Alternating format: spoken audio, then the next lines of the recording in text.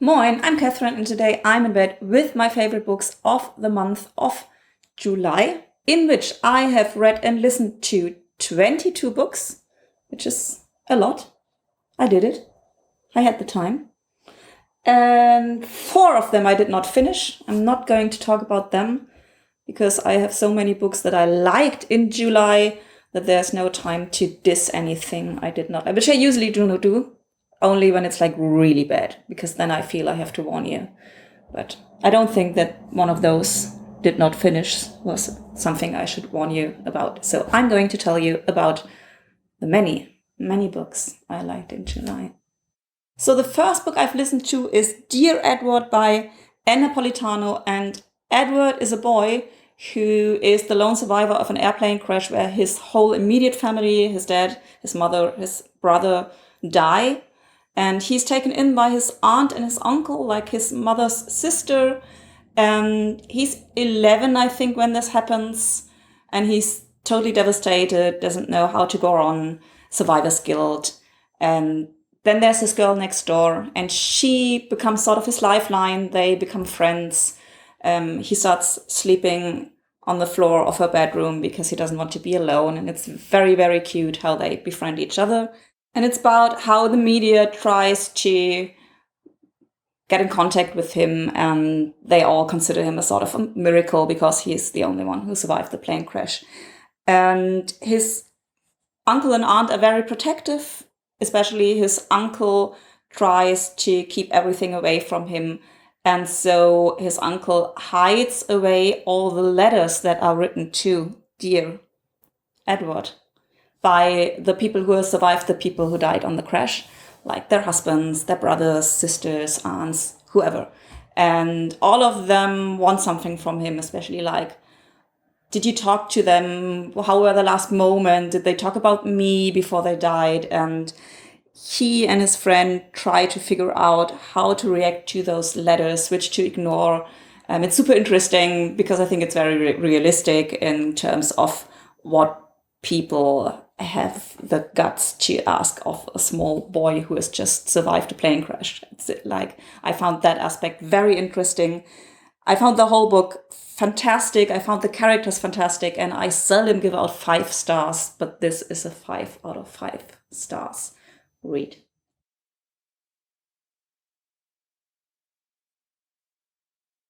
Then I've read The Man of My Dreams by Curtis Sittenfeld, which is a book title that would totally get me to not want to read a book. But I recently discovered Curtis Sittenfeld and found out that I really like her writing. So I thought, let's try to read through all of her books. So I did it. And it's about Hannah, who all throughout her 20s defines herself by who she falls in love with, if the men fall back in love with her, how she behaves towards them. And that's like basically what's going on in her life. And here comes the spoiler. So if you do not want to know why I liked the book, if you don't know how my videos work, after I finish talking, which will be soon, there will be the book cover alone with the star rating, like for 5 seconds, and then I will talk about the next book. So you just now take your finger or your mouse and scroll till you see the book cover alone with a black background, and then you have skipped the spoiler. I liked it because in the end, she finds her way to herself and realizes that she should not define herself by the man in her life. So it ends with her finding a good female friend, and they live together, and whatever comes after comes after. And I like that about this book. It's not my favorite Curtis Sittenfeld. I only gave it 3 out of 5 stars because I was a little bit fed up with the characters at some point, and I didn't find them as brilliant as the other characters, but still nice, entertaining book with a female friendship solution, which I always support. So 3 out of 5 stars.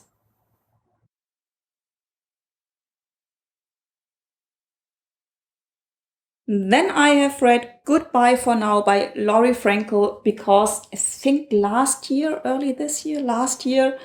I discovered This Is How It Always Is by Laurie Frankel. And this is like one of the books I loved the most for the past 10 years, I actually want to say. This is, if you know me and you have a birthday coming up, you will be sure to be given this as a birthday present. So I wanted to read more, like the same thing as with Curtis Sittenfeld. I wanted to read more by Laurie Frankel. And if you have not read this, please, please, please.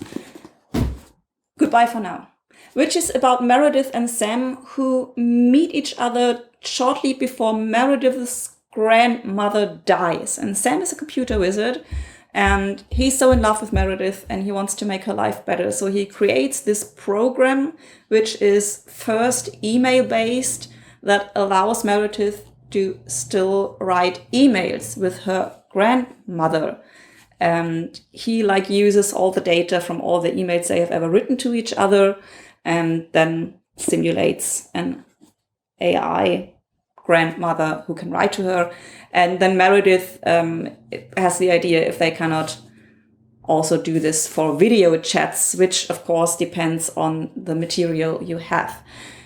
You should not be technically very, very knowledgeable, because then a lot of what's going on in this book makes sense. But it doesn't matter, because that's not what the novel is about. The novel is about what it does, like later, after it actually works, like he tries to get all the data it has.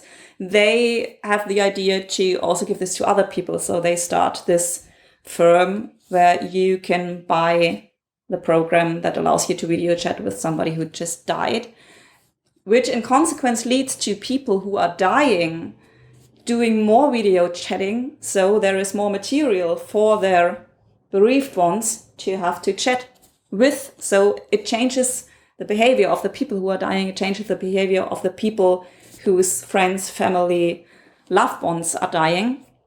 And that's a very interesting aspect of this book. So it deals a lot with death, what comes after death, how you deal with death. And I love this about this book. So I also really like this one. I also recommend this highly, and I gave it 4 out of 5 stars.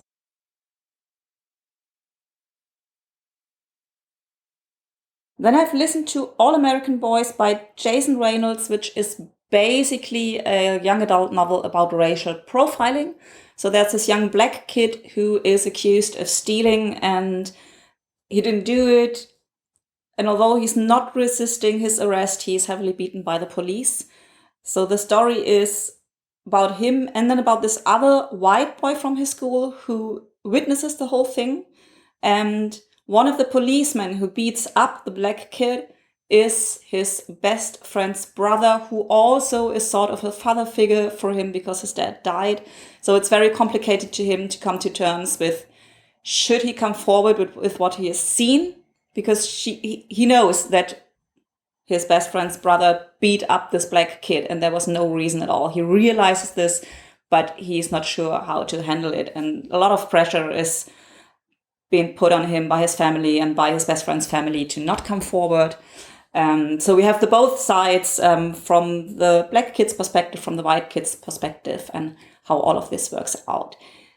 I liked it. I gave it 3 out of 5 stars. I found the characters a little bit lacking, but I still, in terms of being a YA novel, it's not the hate you give. Let's just say it's not the hate you give, but I think still you can read it.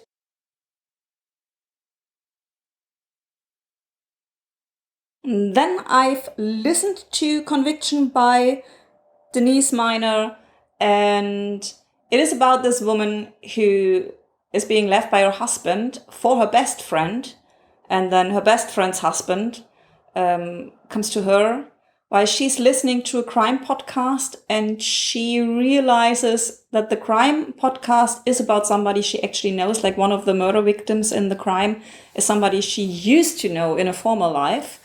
And she then, together with the distraught husband of her best friend, goes on a journey to find out what happened. It's entertaining. It's okay. If you like crime stories, it's probably even a 4 or 5 star for it. For me, it was a 3 star. read. But if you like want something nice, not cheap, it's clever. It's you can read it. 3 out of 5 stars.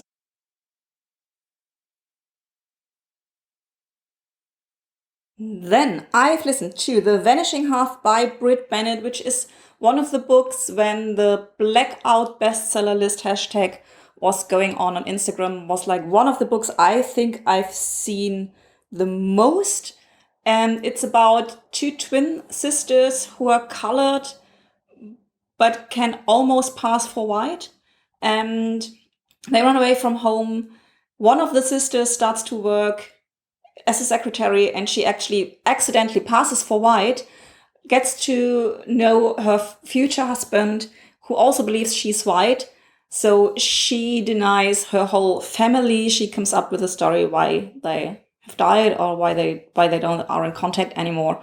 So she lives her life as a white woman with this rich husband, and her sister lives on as a colored woman who also has a child, and later goes back to her mom because she's being left alone. And both have daughters, and those daughters meet, find out at some point how they are related to each other. And at some point also the mothers will meet again, but this is how different their lives turn out and how they deny each other and what it does to each other, what it does to the daughters. So this was very interesting. I was a little bit annoyed by the characters, and I felt it was a little bit dragged out at some point, but it's still a super interesting story, and I gave it 3 out of 5 stars.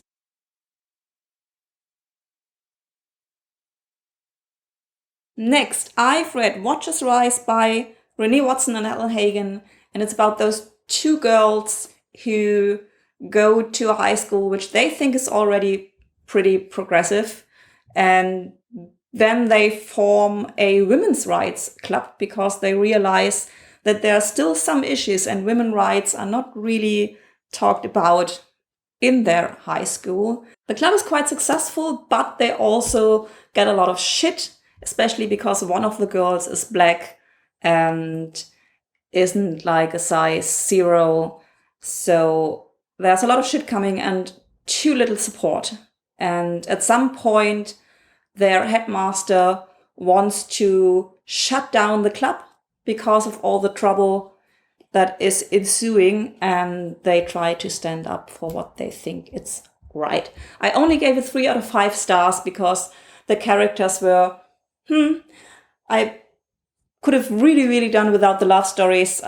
They weren't good, and but it has a lot of interesting topics. I really had an issue with this one scene where the good guy punches the bad guy who has been bad to one of the girls.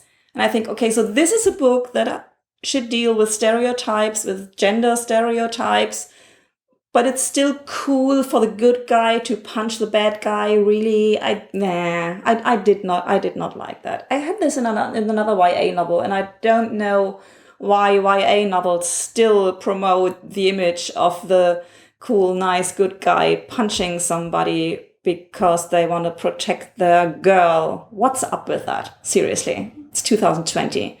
We can defend ourselves.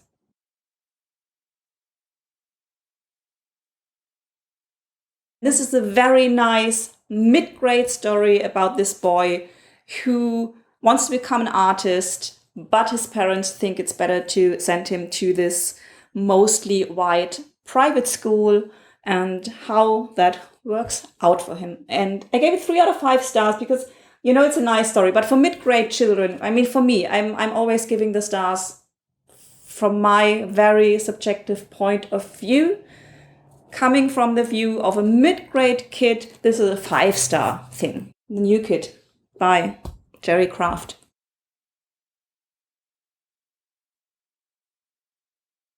So earlier this year, I fell in love with The Secret Garden by Frances Hodges Burnett. And I don't know if I'm going to link the old wrap up because I think I show you several book covers in the wrap-up because there are so many beautiful book covers for this out there. And I didn't own a copy back then, but this is going to be a present for the niece. And how pretty is this book cover? I did not find this on my internet search for book covers for The Secret. How pretty is this? So I love The Secret Garden, and I thought, this is a theme in this wrap-up. Read more books by authors you like. So I went on and read The Little Princess by Frances Hodges Burnett, which I liked.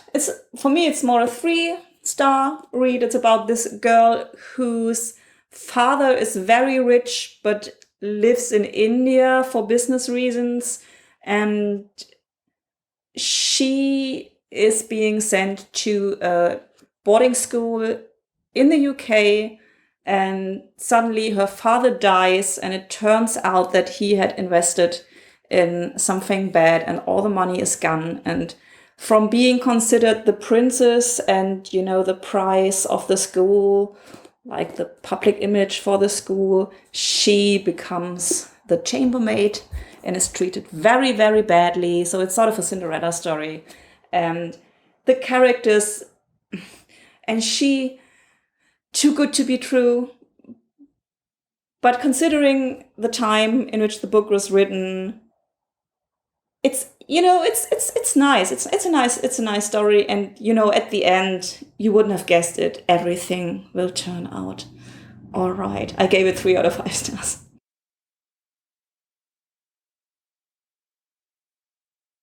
Slay by Britney Morris. This is a story about this girl who is an online game player and is completely fed up with the racism that is going on in online gaming, which is sadly very, very true. So she develops her own game, which is by invite only for Black and colored kids. Then something happens. The game becomes public, and the public has an opinion about an all-Black game. And this book is about that. Again, don't think about all the technical implications when you read this, because But the topic is super interesting. I'm rooting for a colored female character who writes computer programs. I'm up for that. And again, the love story, but otherwise, it's a good read. It's a good read. It's like, in terms of speaking YA novels, it's a really good read, and I gave it 3 out of 5 stars.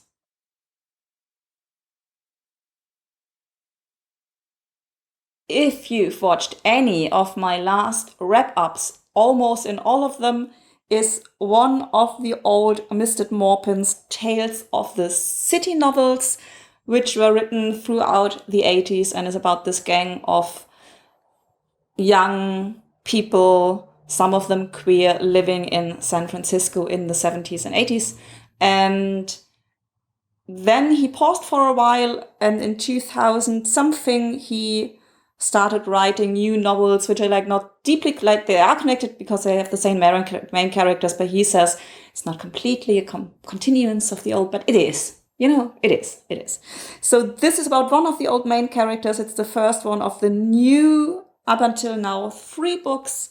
And it is about Michael, who has been infected with AIDS in the 80s, and he's still alive. His mother dies, he has a new husband, and we meet all the old characters. It's funny, as the Armistead Maupin stories always are. I didn't connect with this one too much, but it's a nice read. It's a really nice read. Especially if you have not read the old ones, just start with the old ones, and then you'll be happy to get more from these characters and keep on reading. Tales of the City is something you should have read once in your life. 3 out of 5 stars.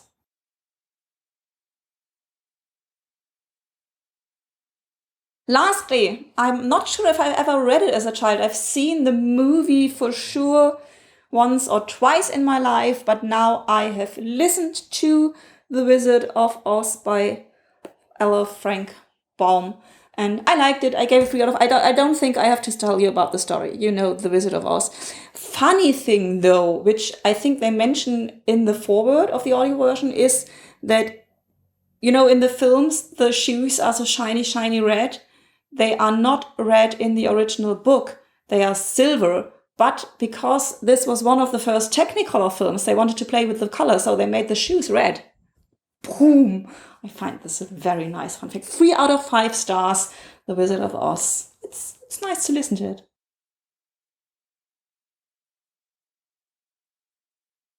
So if you watch the June wrap-up, which you should definitely do, you will notice that I start speaking faster and faster and faster. And like at the end of the video, I'm going, the next band, because we are filming this during the Reeperbahn Festival. The next band will be coming soon. The next band will be coming in 5 minutes. The next band will be coming in 1 minute. The next band is here, because you can actually hear the bell ring.